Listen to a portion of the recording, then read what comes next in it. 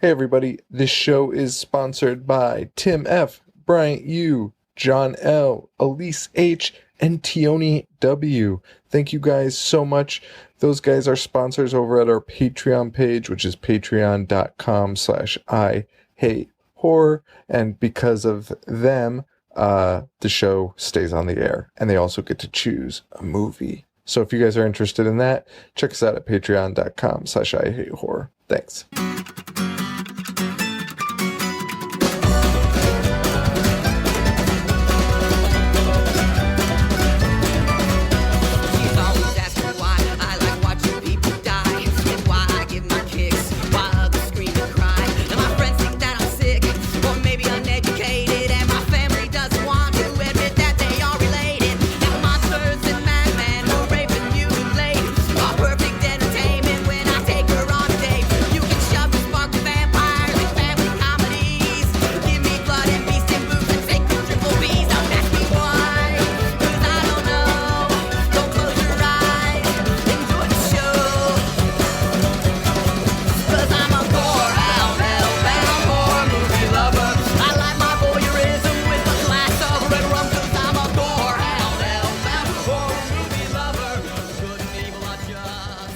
Hello everybody and welcome to The Horror Show, the show that dissects, mutilates, dismembers, and butchers all of your favorite and not so favorite horror movies and other horror related events.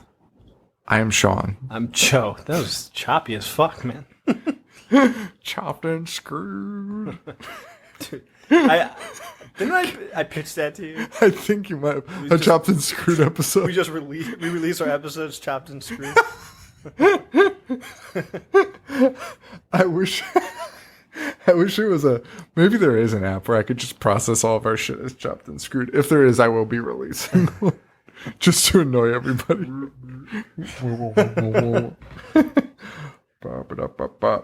The Gate. That's what we're doing. That's what we're doing. Thank you, Ryan, for choosing this. It's been a popular selection among everybody. Everyone has asked us to do this. Seems like one that stood out for childhood memories. Yes. Makes sense. I never saw it before. I've seen it a couple times. 1987, starring the Muppet Babies version of Steven Dorff. He's cute, he's round, and he's short. Yeah. It's a good way to describe He's a baby.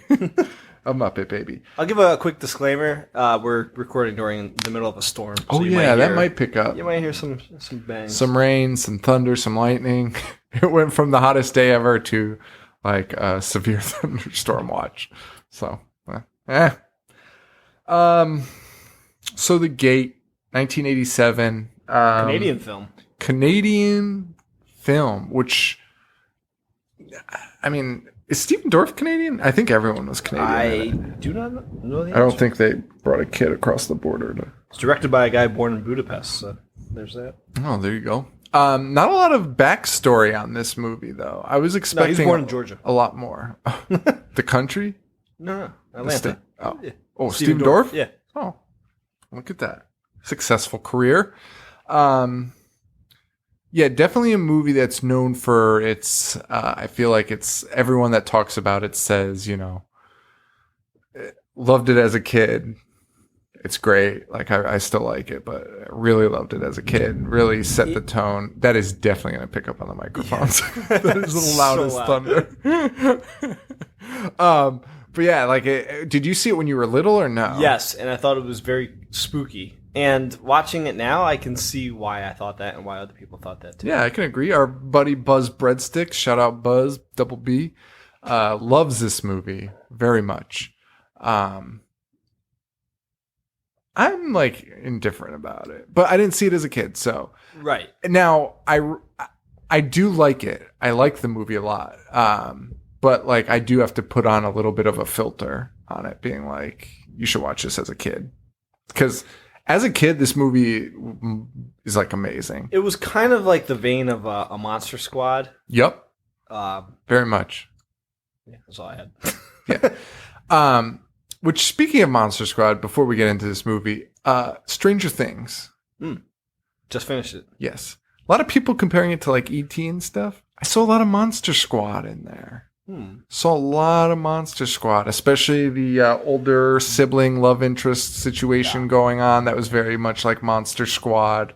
I see it. Like the sister that wants nothing to do with her 4 little brothers chasing down monsters, but then somehow gets roped in, and it's like, yeah, I'll fucking fight Dracula. I'm with it. I mean, it's still a combo of them, but I saw a lot of Monster Squad in there, too. Whatever it was fucking fantastic. Yeah, it was amazing. It was a really good movie. We'll just talk about this for a minute, because I think the gate's going to go by pretty quick, because it was a really good movie, and those tend to be our shortest episodes. Well, the thing with the gate is there's a lot of setting up the story, which a lot of the movies, it's a real story. A lot of the movies we review don't do. Like Dr. Giggles, Dr. Giggles do it on a just fly, kicks off straight up. So this one sets it up with this, like a real story. But yeah, so Stranger Things was really fucking good. I encourage everyone to watch it if you haven't already. I mean, I feel like I was behind. Like everyone else has already watched it. But, fuck, man. And I knew you'd feel that way. Like I was like, I want to tell Joe to watch it. Like, demand him watch it, but I was like, I'll just let him watch it. But I was like, he's gonna watch it and be like, fuck.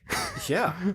Because like even I felt that way, and I was like a week and a half after. As soon as I saw the text, I was like, holy shit, it looks like Christine. Dude, like, it's fucking awesome. And I was listening to Kevin Smith's podcast, and they said 2 things, which I don't know, one might not be a fact at all, but they said they think, and I don't know if this is true, they took old 80s film and copied the grain.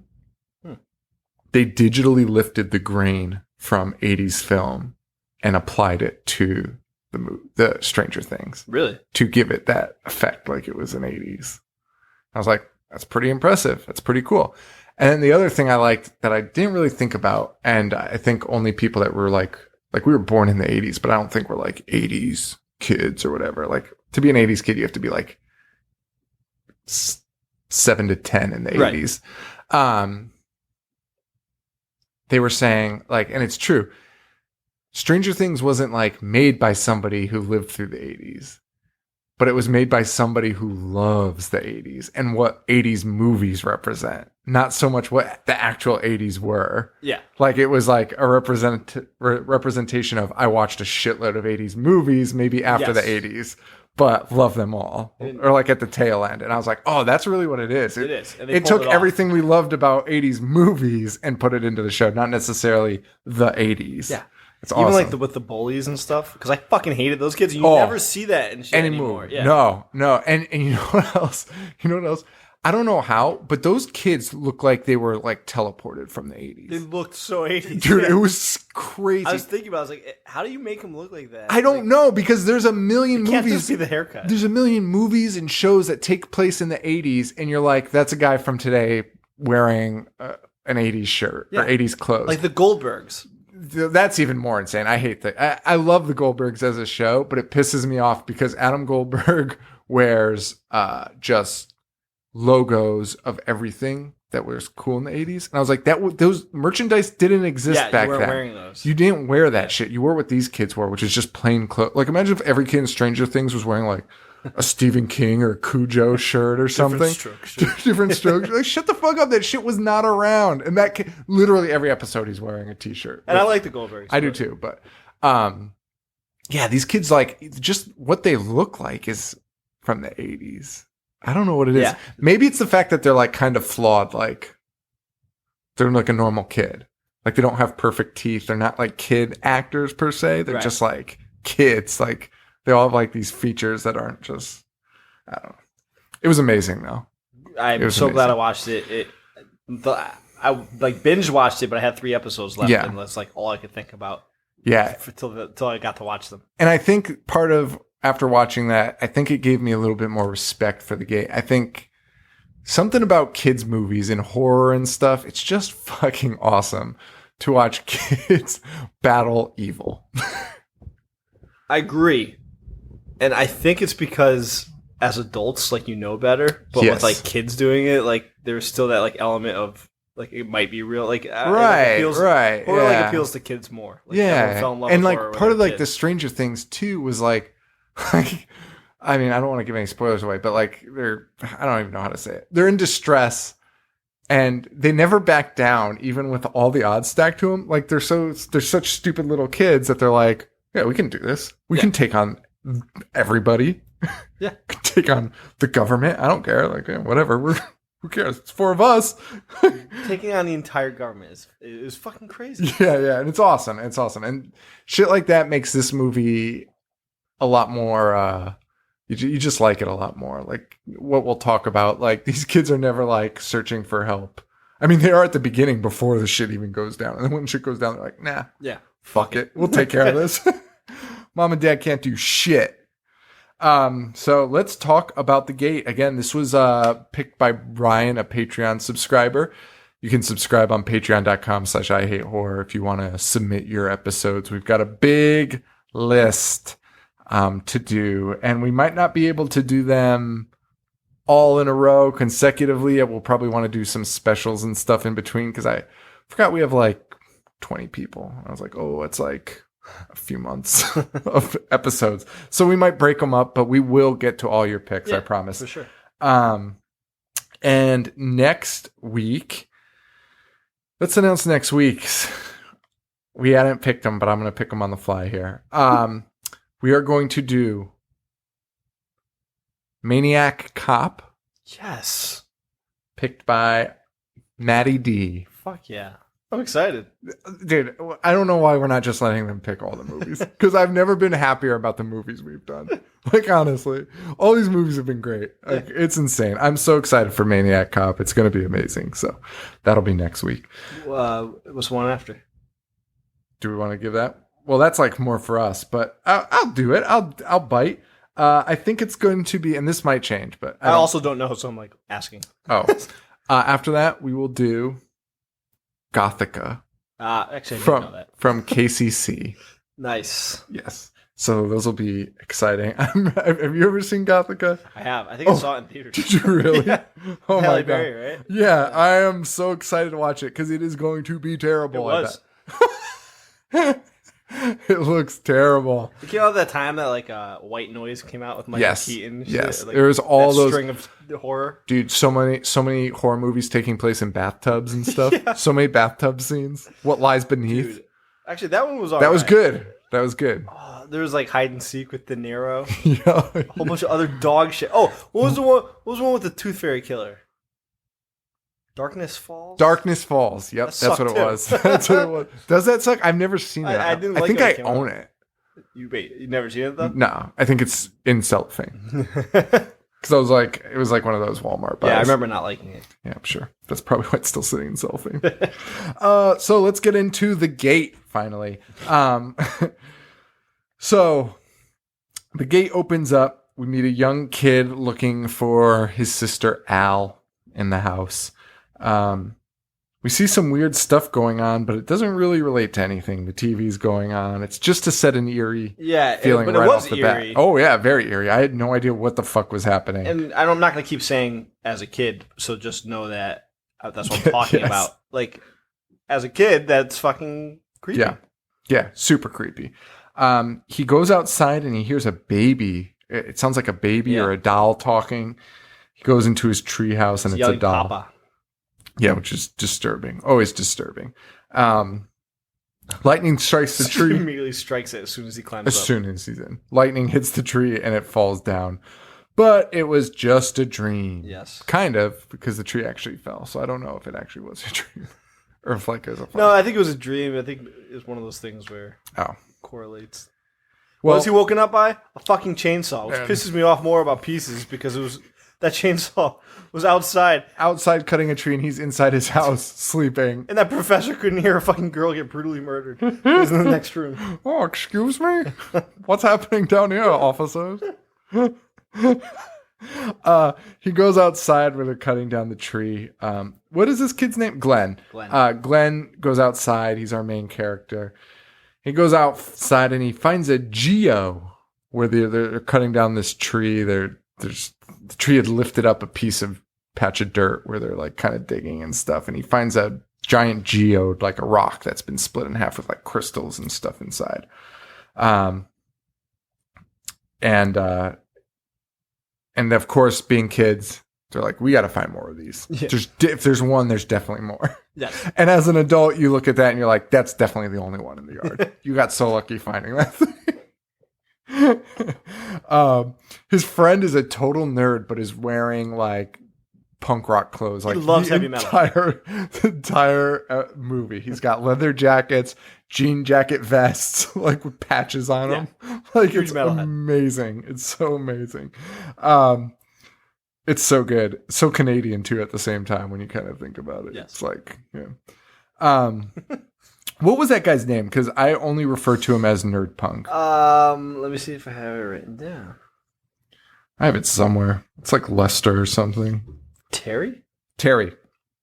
So Terry, the punk, he finds they have this like hole that they're digging into, and he falls into it. The hole is so fucking big. It is like the most enormous. It's just from the tree. Yeah, dude, those roots must have been a mile deep. Yeah. And as soon as he falls into the hole, it starts spitting smoke and shit everywhere. Like it's very concerning from the jump. Movies with kids too. You know what else? You get a pass because kids are so fucking stupid that if you fell into a hole and smoke started coming out, yeah, you'd be scared, but you'd also be like, don't think I'm going to tell anyone about this. No, because you'd probably get in trouble. Yeah. For some reason. Yeah. Which is also, come on, parents. Like, that's what I've been realizing the last few weeks. As a parent, you really need to just be like, I'll listen to whatever you say. And I'm not going to get totally mad because maybe it wasn't your fault. Because maybe you did summon the devil by accident. like, I don't know.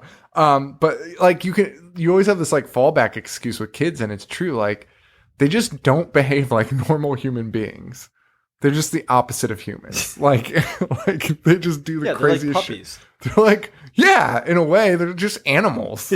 Fucking critters. And Gary somehow gets stabbed by like a giant needle. It's a splinter. Oh, was it? Yeah. It is the biggest splinter I've ever seen in my life. Yeah. But they also find an enormous geode.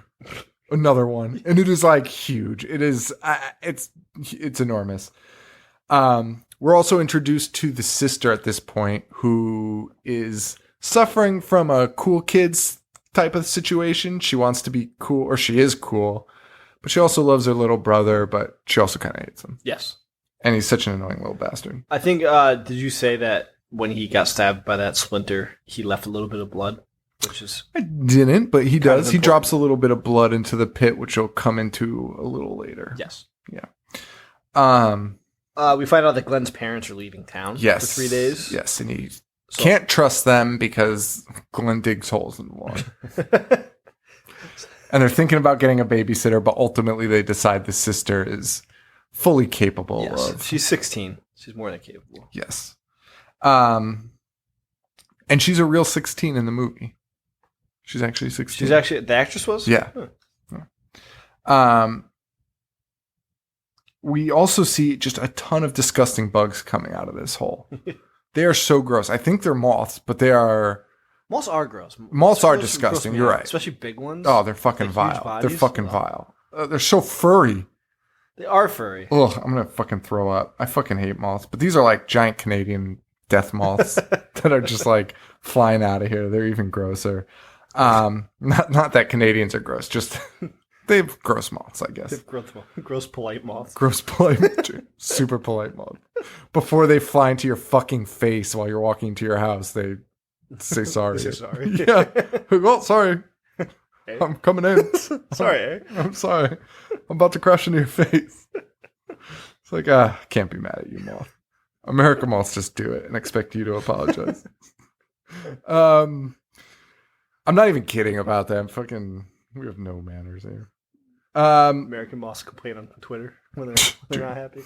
Dude, they're so mad. They're so fucking bitter. Take a picture of you.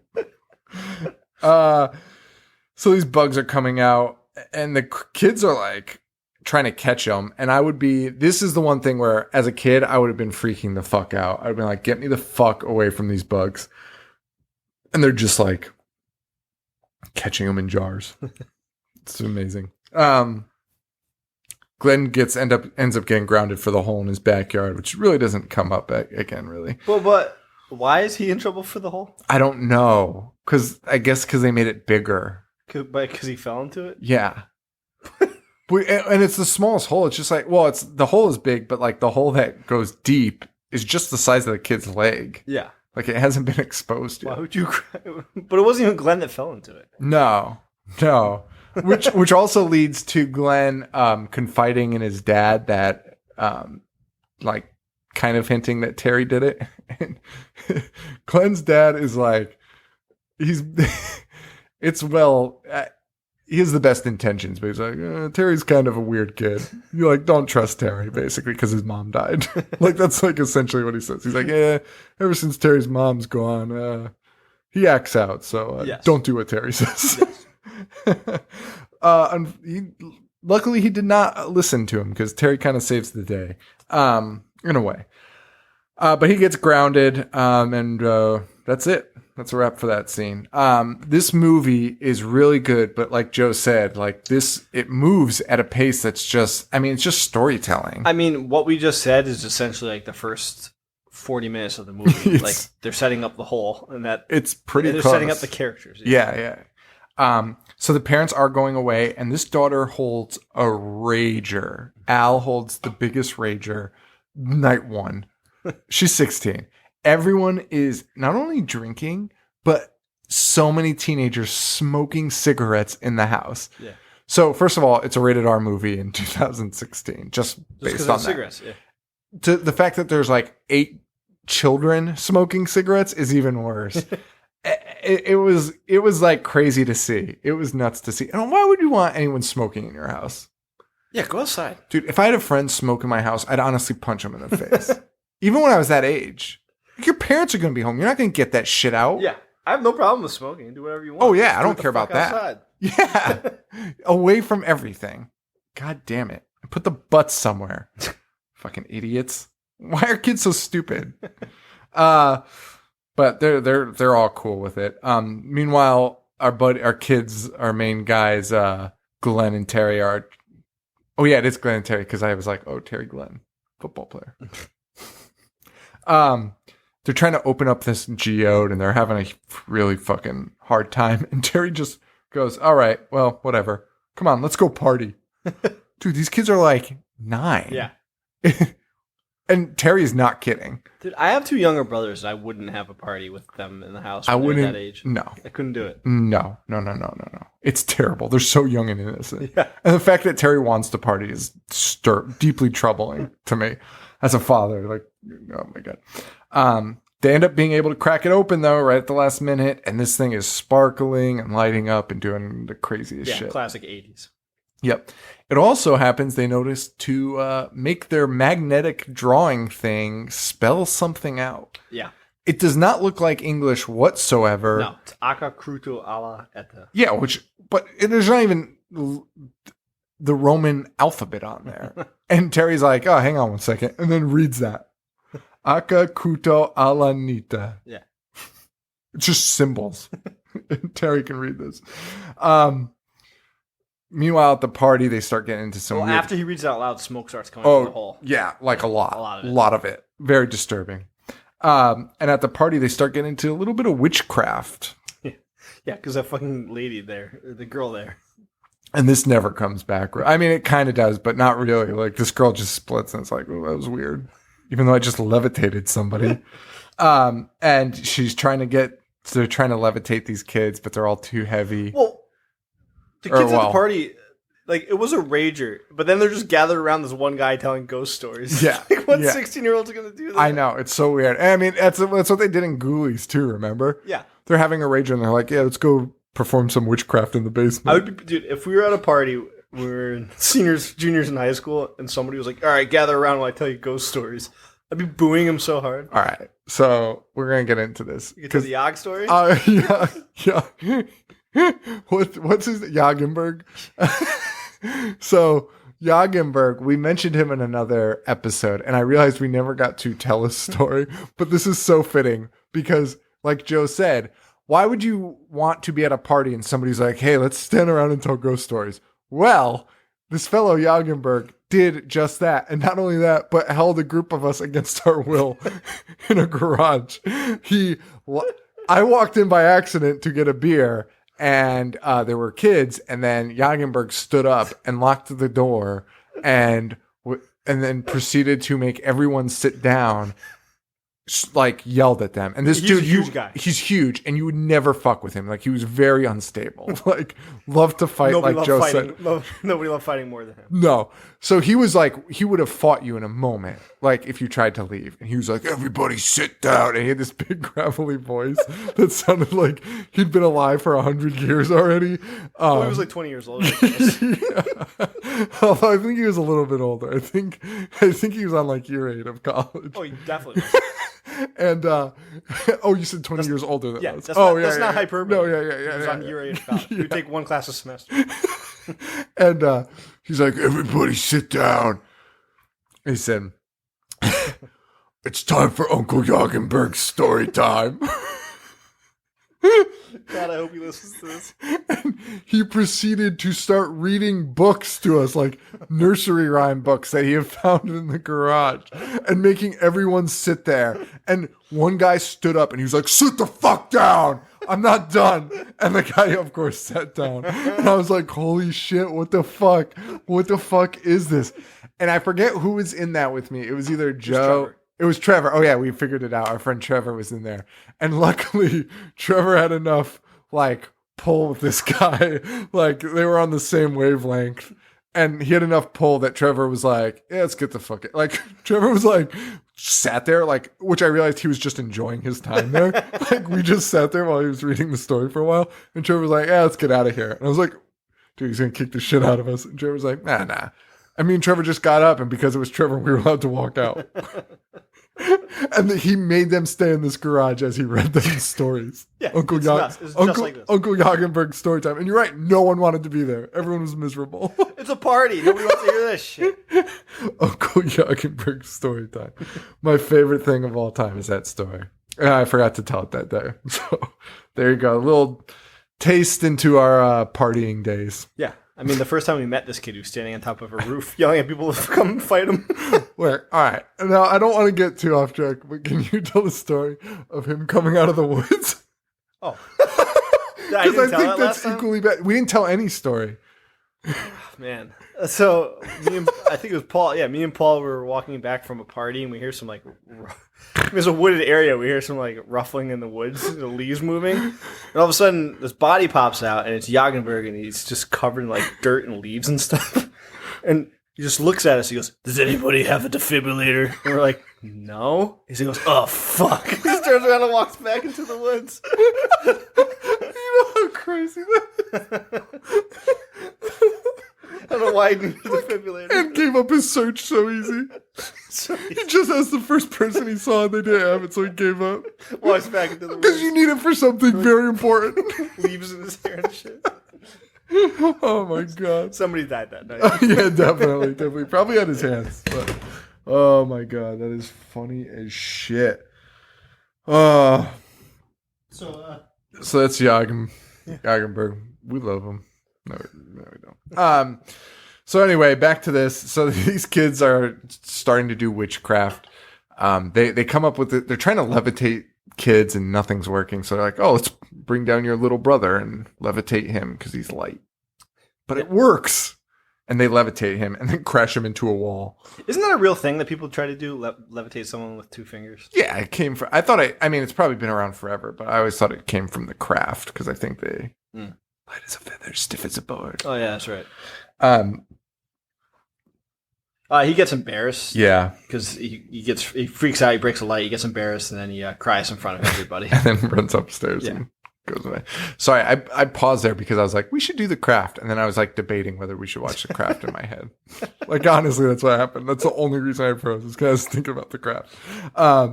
Yeah, so he runs up to his bedroom, locks himself in, nothing really of importance. Again, like, this is all, like, it's tough to do this movie because it's just good storytelling. It's just not, there's nothing wrong with this story. Like, he runs to his room because he's embarrassed, and it just sets up this story between his sister and his friend that just shows that they all care about each other. And despite the sister kind of being an asshole to him at times, still cares about him the most.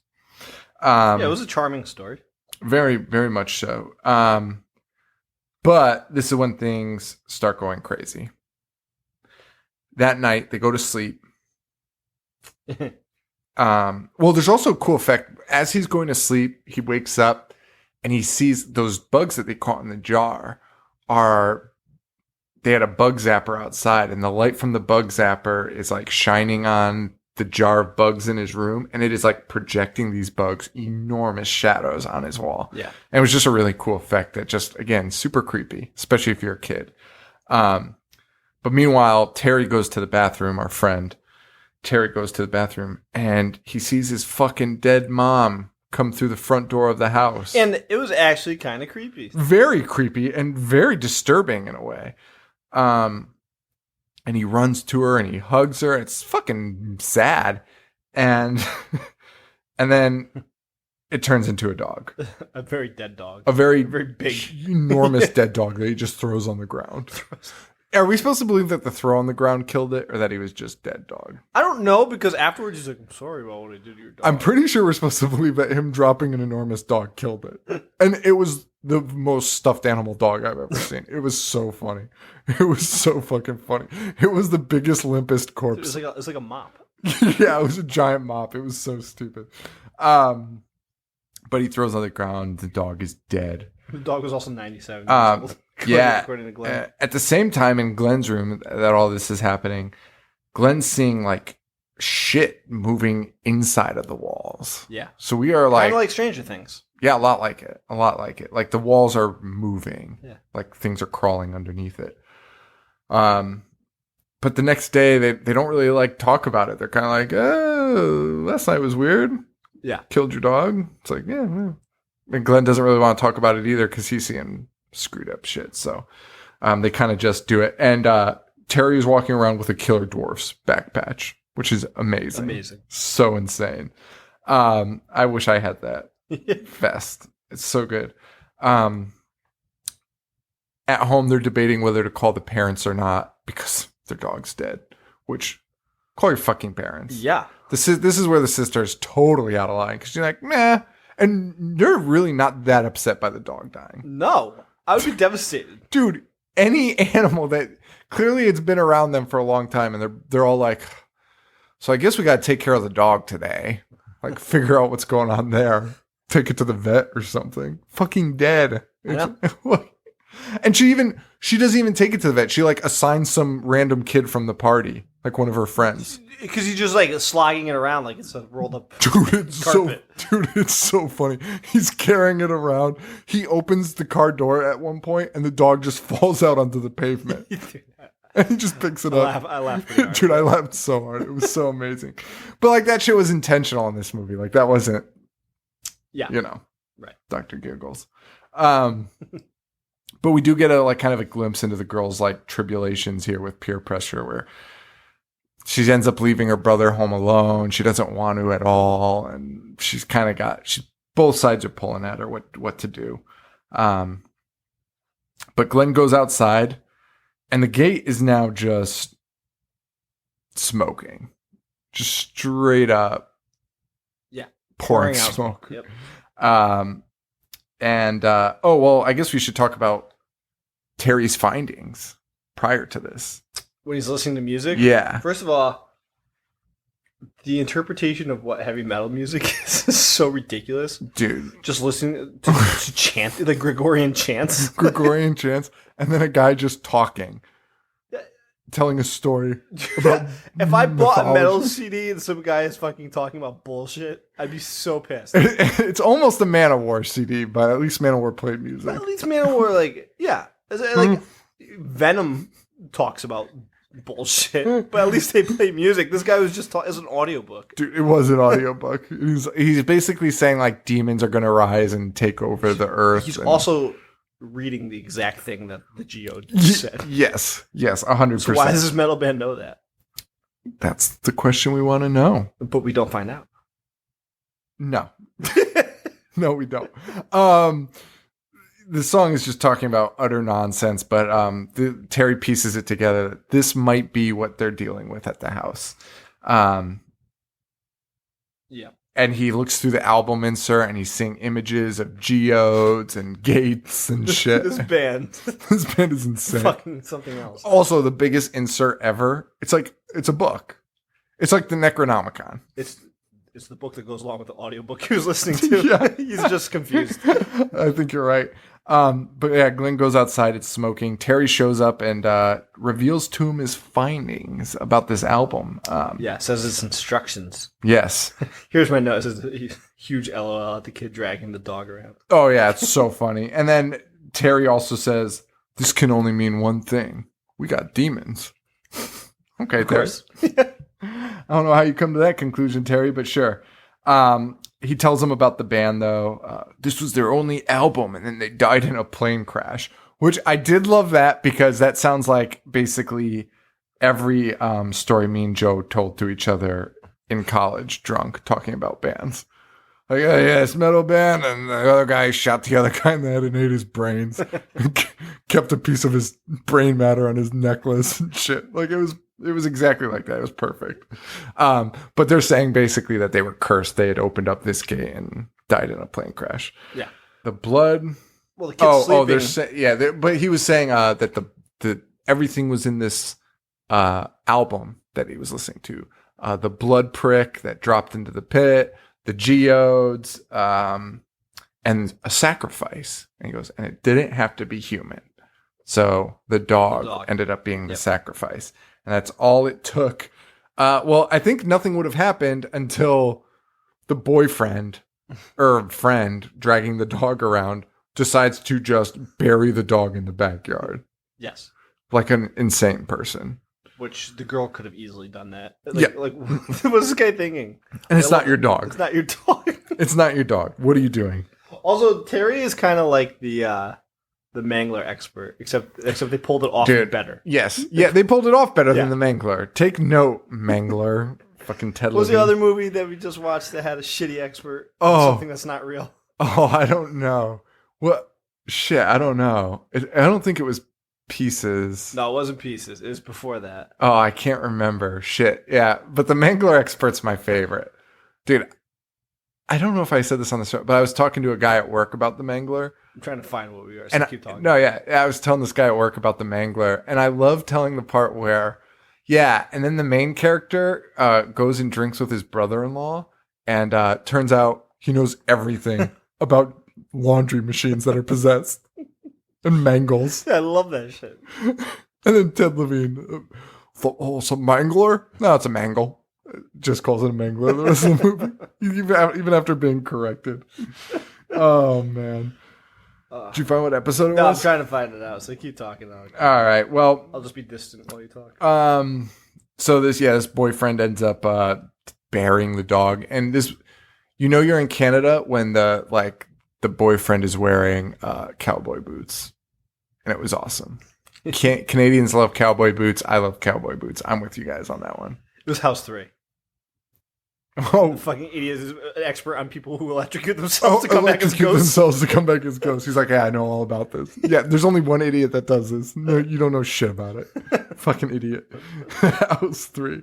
Oh, that was awesome. So yeah, Terry, they pulled that off a little bit better. And Terry brings Glenn over to his house and is kind of showing him more about the record. And if you play it backwards, it tells you exactly what to do to close the gate.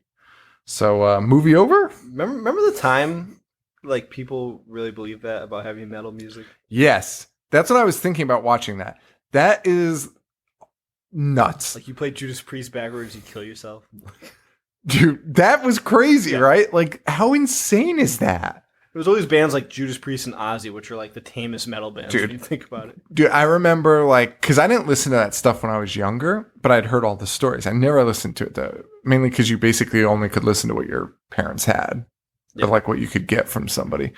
And I never was able to obtain that stuff.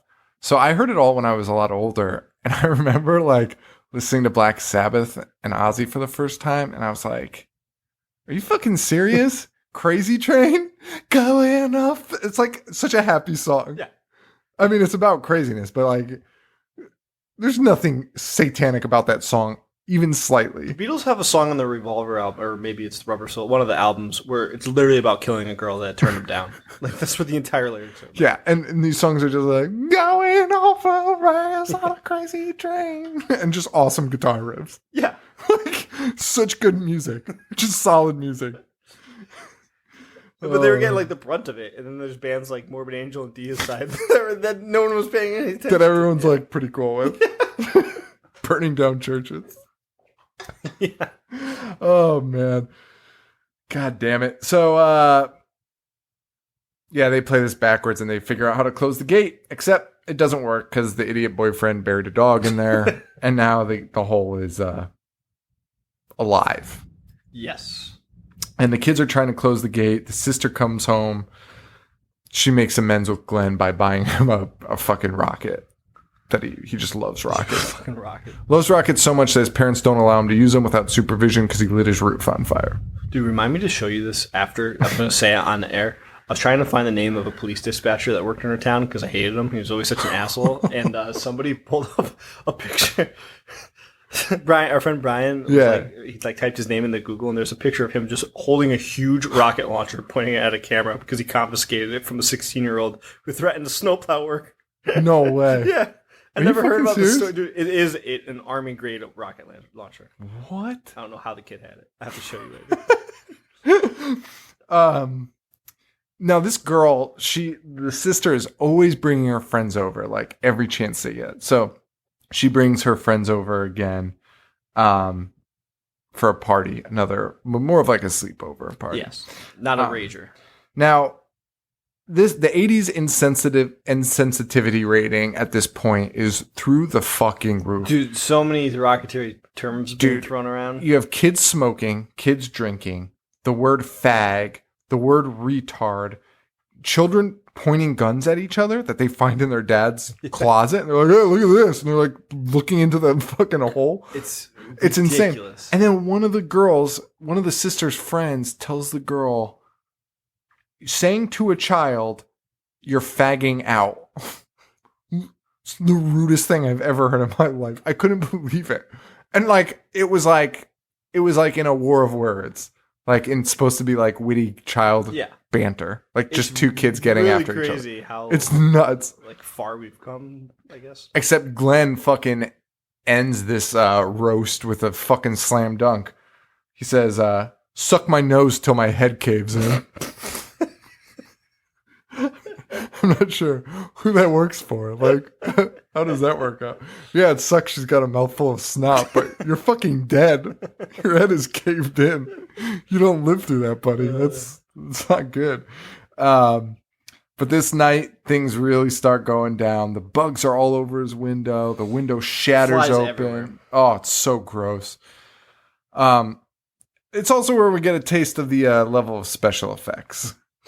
Oh, so for those that haven't watched it and are listening, the effects are kind of dated. Very dated. They're lacking heavily. Although, I just rewatched Ghostbusters, and that dog beast is one of the most terrible looking things. So actually, it's funny that you say that. We are on like such a same level. Oh, as I was watching this, I was like, the special effects suck. And then I was like, what other movies though were made around this time? Because maybe they're actually really good special effects, especially for like a lower budget movie. And then I was like, oh, Ghostbusters is around this time, like late 80s. I was like, and Ghostbusters special effects fucking blow. They're really bad. Escapes from Rick Moranis' room is honestly awful. And also scared the shit out of me as I was a kid. I was fucking petrified of that thing.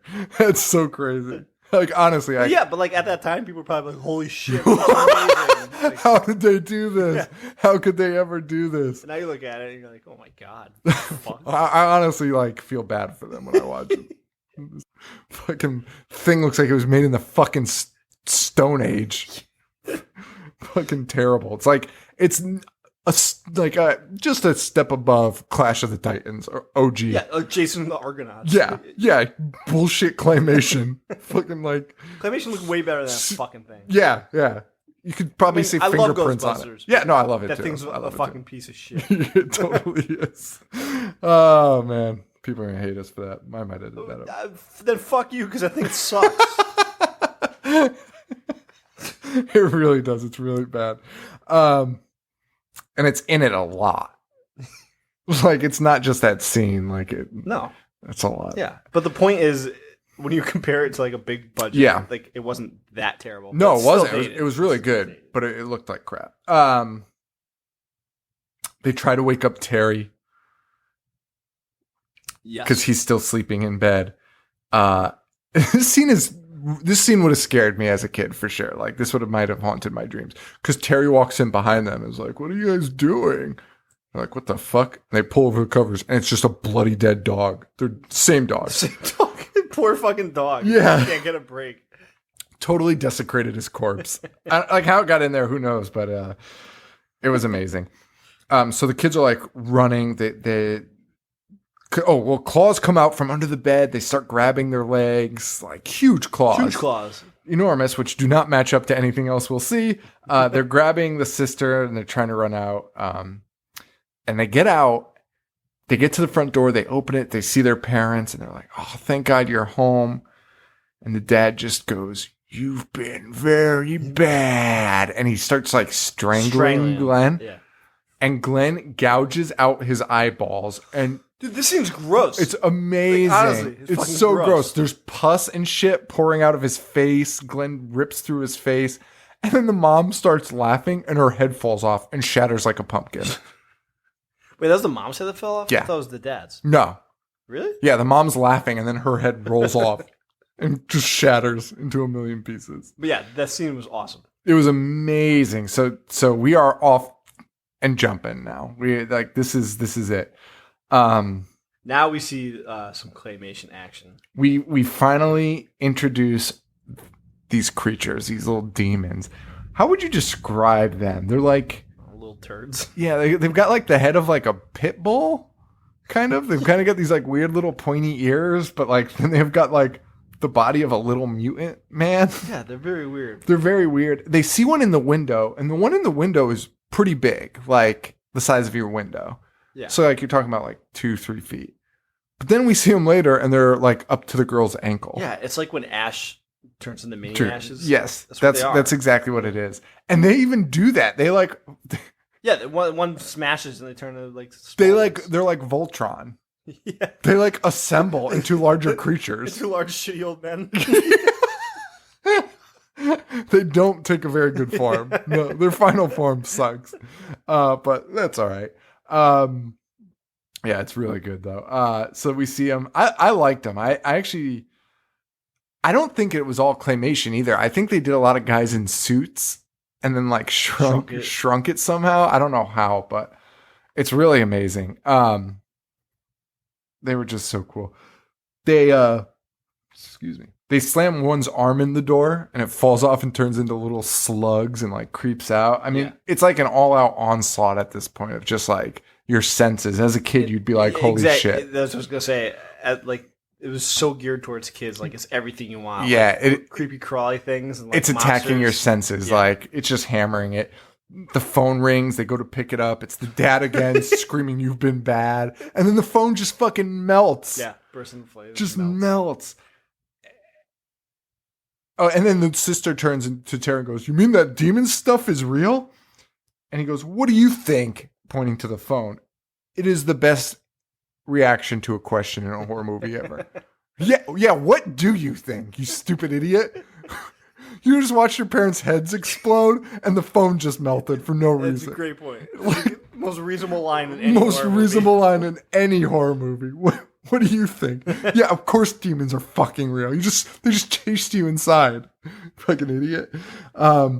Also, did you notice when they're walking in this next scene, they walk by a family portrait and they're all dead in the portrait? No, I did not. Dude, it's amazing. I did not pick up on that. It's like the family like sitting on the steps and they're all smiling, like with their arms on each other, like a family portrait, except they all have blood coming out of their eyes and faces and stuff. Yeah, it's really good.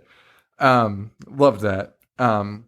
They go outside to try to close the gate. It appears to be working. But then little Terry falls in the hole, despite Glenn being like, "Don't go into the hole. Don't stay back. Stand back. Don't take another step. You're gonna fall in the hole. You're gonna fall in the hole, Terry." And then Terry falls in the hole. And it's like, "Whoa! What happened?" And there's little demons in there. Little ghoulies approaching Glenn. Ghoulies, dude, they are ghoulies. They're pretty close to ghoulies. And they're just biting him. all over. Kind of disturbing. Again, like, even though this is made for kids, like, it hits on levels where you're like, could you imagine these little fucking things just biting you? Like, the effects were good, too, in those scenes. Because the bites looked like you'd be so annoyed. They look like they didn't hurt enough to kill, but hurt enough to, like, get to you. Dude, when you see a mosquito biting you, and you could feel it, like, because when you look, you can actually feel it, and you're like, motherfucker, like, that's so annoying. I can't even imagine these little mouths with teeth in them just fucking trying to eat your flesh. Oh, my cat? Just go tickle my cat's stomach. That's it. Yeah, except these things are just latched on to your fucking neck and arm. Terry's just having a hard time with them. But Terry is also stomping them. Yes. He straight up stomps one, and they all react like they should. They're like, "Oh my god!" They're like, "This guy just stomped on Bill." What the fuck? Yeah, because he kicked one into a wall too. Yeah. And they're all looking at the body like, "What the fuck? That's my dad." You fucking asshole. We're just doing our job. That's true. We're just working here. Get the fuck out of our job. But they get Terry out of the hole. But Terry climbs up. He tries to. He's a terrible climber. You know what I do love about these movies, like in the 80s?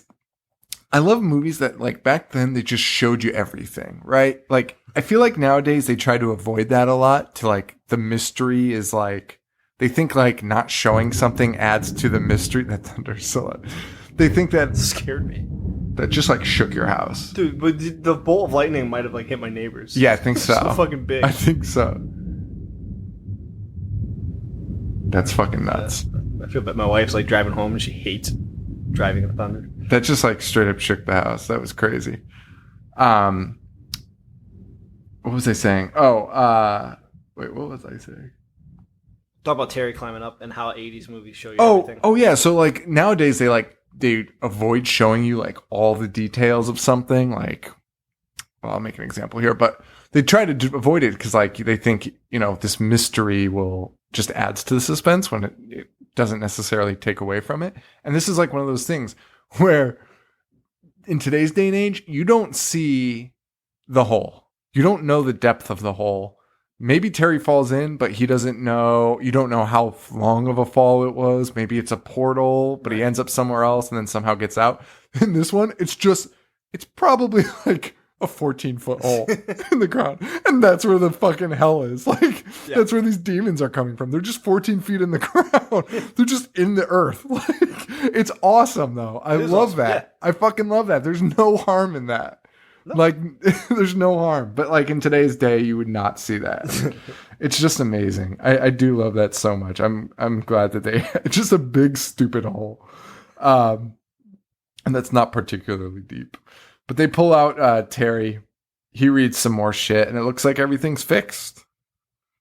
It seems that way. The hole is gone. Yeah, the hole gets covered up. They go into the house. There's girls in the closet, and there's guys in the closet. Dude, the girls are in the closet, and they're all scared, right? Yeah, they've got garlic and making crucifixes. Yeah. And the guys are in the closet like, hey, well, it's time to party. And yeah, fucking guys. The girl's covered in dirt from fighting demons, and the guy goes, "Oh, what are you guys, mud wrestling?" Yeah, asshole. She's got like a little bit of dirt on her. She's like lightly coated in dirt. Also, who mud wrestles? No one. Never seen mud wrestling match. Mud wrestling is only referenced in the 80s, by the way. When like I don't know, did like one person do it and like it got out in the 80s, and then everyone was just like, "Chicks mud wrestle." No women mud wrestle ever. It's fucking insane. Where are we? Okay, so the kids are now in the basement. They're playing with the geode again, even though I would throw that shit in the trash. That shit would be so far away from me. And a fucking corpse just falls out of the wall. Yes. Just falls out of the wall. It's a construction worker's corpse for some reason. And it wakes up and it's a fucking zombie, and it grabs Terry and drags him into the wall. And before Glenn can try to save him, the wall seals up. Yes. Very Poltergeist-esque there. He goes upstairs and symbols and shit painted on the walls. And he sees like a vague image of the construction worker in a mirror. Yeah, and the girl in the sister's mirror as she's changing, and the zombie busts out. She hits him in the head with the boombox, and the dude falls down. The zombie falls down and just turns into a million little demons. Yes. That's the I scene. love this scene. Yeah. I love the way they look, too. I don't know. This is so funny. I don't mind the way they look. Final form. The way they're just running. Final form. Like construction work. A dead corpse. It sucks. You can become anything. Glenn's having some serious issues. He's thinking it's all his fault. Sister tells him to go get the gun. He tries, but he gets bit by fucking Zombie Terry. Zombie Terry, yes. Zombie Terry busts out of the wall as he's trying to Bites get the his hand. gun and bites his hand. So Dude, he bites him in the eye. He bites his hand right in the meat, like of your thumb, like where your thumb meets your palm. Yeah. That's where he bites him. That must have hurt so fucking bad. Like that's all I could think about was how painful that is. I've hurt that before, and it's like the worst. Like I've stabbed that. Yeah. It's just a meaty piece of. I had to go to the hospital last year while I was shucking oysters. Oh, that's right. It fucking hurts like a bitch fucking there. Suck. Yeah. It sucks. And Terry's just biting it. And the sister ends up hitting him in the head with a Barbie leg. It stabs him with a fucking Barbie leg. It was awesome. And the OG zombie is back. OG construction worker, final form zombie is back. And he grabs the sister too. So Glenn is now solo. Yes. I'm just trying to think. I mean, the movie's really good. I have all these notes, but they're just not pertinent. Like, I'm just going to be reading the fucking movie like I have been this whole time. I feel bad. Like Dr. Giggles, you can go off the rails. Like, dude, like you can an just ad-lib talk about talking nonsense. about it. Yeah. I mean, it's crazy. Like, this is just like telling the story. It was good, though. Reading like Cliff Notes. It really is. It really is. And I feel bad, but I think we made it kind of entertaining. So Glenn. So we see a giant demon appear in the middle of the fucking house. It's like a giant rat demon with 8 arms, and he kind of like disappears. Glenn gets a eyeball in his hand. So much freaky shit. It's just like nonstop. It's just one after the other. Glenn's trying to launch the rocket. Yes, but he's using matches. Yes, keep blowing out, and he needs his I think it was like a present that they were hiding from him, but it's like a fuse lighter. It's like it just explodes rockets. And he ends up getting that, and he shoots it into this thing's chest. Yes, and blows this thing up, and then fireworks start. Yes, which is so weird. But there's a tornado before that. For some reason. Oh yeah, there's a giant vortex. Which that vortex looks way cooler than the Poltergeist. Looks perfect. Tornado. Yeah. Poltergeist tornado, whatever.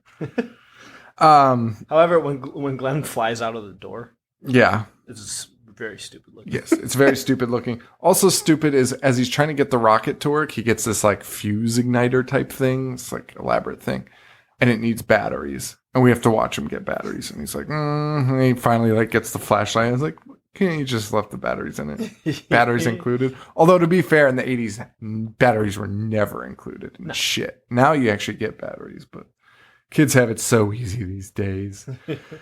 He shoots the rockets into this giant hell beast. They explode. It shoots the kids literally across the lawn. All of them. It's insane. And it somehow makes fireworks. And it appeared that hell was on Earth in that moment because we kind of see Earth coming back, like the colors coming back, and I was like, "Oh, it turned Earth into a hellscape." Yes, this fucking hole. That was awesome. Crazy. Yeah. However, I was very surprised at one thing. Glenn goes back inside the house, and the house is still fucking destroyed. I was like, the whole time I was like, because the house is trashed, like beyond trash. Yes. And I was like, this is all going to have to go back to normal. It does not. It doesn't. It doesn't at all. And I mean, he does get his dog back, which is good. And he gets his sibling, his sister and Terry back. Yes. They walk out of the closet and are like, oh, what happened? Yes. But they also kind of know what happened. And then they all go out on the front porch, and Glenn is just laughing like an idiot. He's like, hee hee hee. And he goes, you're my best buddies. And they just put their arms around each other, and that's a fucking wrap. They're so fucked when their parents get home. It's unbelievable. Dude, the house has I was at least like, okay, they might not fix the house, but like the hole in the center of the house, the like 20-foot diameter hole in the house that leads to hell has got to be filled. It's not. That hole is still there. It's insane. And they're all just laughing. I would just be like, I'm going to bed. I feel sick. Call the police too. But they all go outside and they're like, you guys are my best buddies. So what'd you think, second time or multiple time around? This is probably like third or fourth time, but I enjoyed it. I still enjoyed it. It's a harmless kids movie. Yeah, I really liked it. I really, really liked it.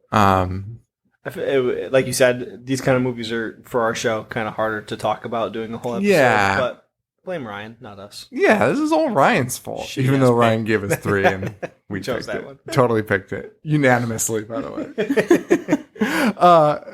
Well, we've done a string of good ones that actually worked out. I guess you just need that toe that line. Oh, I don't know. This was still good. No, I enjoyed it. Was there anything else? What are we doing next week? Maniac Cop. Maniac Cop. Yes, Maniac Cop. Bruce Campbell, right? A young, strapping Bruce Campbell. Yeah. That'll be good. That's it, guys. Thank you all so much for listening. Thank you for the reviews. We've been getting some new ones in that are just fucking awesome. They're really great. If you want to help us out, make sure you rate, review, subscribe on iTunes. That's definitely the best way to help. Spreading the word, telling friends and stuff. That's really all we can ask of you guys. And we really appreciate it because you all are doing it. It's awesome. If you can support monetarily, patreon.com/IHateHorror. You can also find us on facebook.com/IHateHorror, IHateHorror.com, Twitter at IHateHorrorShow, and Instagram at IHateHorror. I'm at JoeV421. I'm at Boognish1985 and Snapchat Horror Show Joe. Joe's snapping, baby. Joe's snapping. You want to see pictures of my cat in uneventful stores that I go to? And follow me. And that's it. Thank Carly Poe for allowing us to use Gorehound for the theme song of the show. We really appreciate it. And that is... Do we have anything else to plug? Do we plug anything else? Nah, fuck them. No. All right. Guys, thank you all so much again. For Joe, this is Sean. Stay weird. Thank you. Adios.